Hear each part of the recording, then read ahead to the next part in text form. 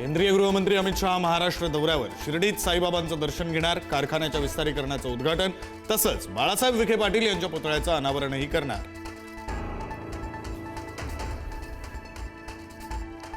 OBC नेते लक्ष्मण हाके पुन्हा आक्रमक, आज जेजुरीतून आंदोलनाची हाक देणार। हजारो तरुणांनी ओबीसी लढ्यासाठी जेजुरी गडावर येण्याचं केलं आवाहन।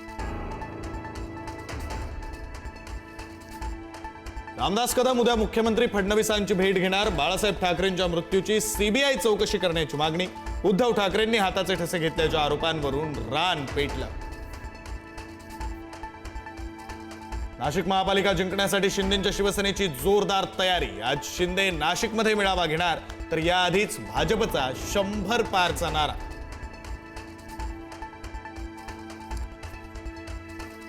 मनसे नेते आज मराठवाड्यासह सोलापुरातील पूरग्रस्त भागाच्या पाहणी दौऱ्यावर। बाळा नांदगावकरांसह अन्य नेते नुकसानीची पाहणी करणार, प्रत्यक्ष मदतही करणार।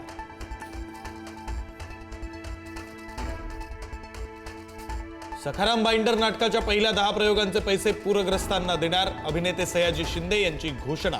सखाराम बाइंडर नाटकाचा दिल्लीतील ओपनिंग शो हाऊसफुल।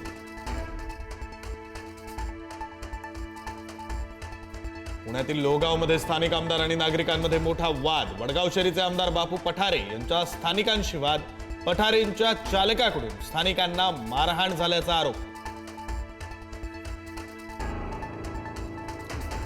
एसटी कर्मचाऱ्यांचा 12 ऑक्टोबरला मशाल मोर्चा। थकीत महागाई भत्ता, वेतनवाढ फरकासाठी मोर्चा।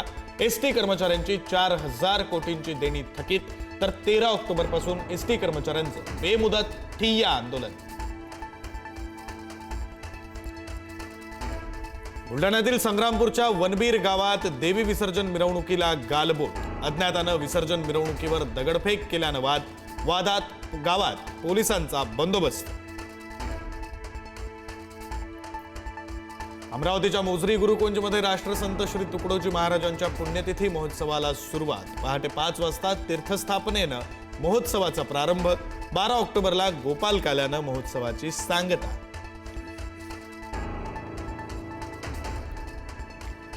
जालन्याच्या गोळेगावमध्ये कापसाचं मोठं नुकसान, अनेक हेक्टरवरील पिकांना फटका। पुरामुळे हातातोंडाशी आलेली पिकं पाण्यात गेली।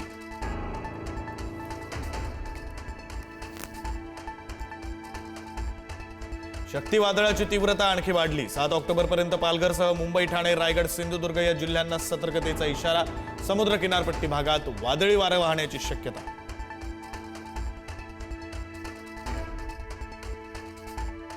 पंतप्रधान मोदींचं दिबा पाटील विमानतळावर विमान उतरणार। बुधवारी 8 ऑक्टोबरला मोदींच्या हस्ते विमानतळाचं उद्घाटन।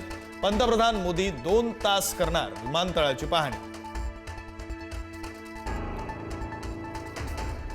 महिला विश्वचषकात आज भारत पाकिस्तान आमने सामने। आशिया कपमध्ये पाकला लोळवल्यानंतर आज पुन्हा पाकला धूळ चारण्यासाठी टीम इंडिया सज्ज।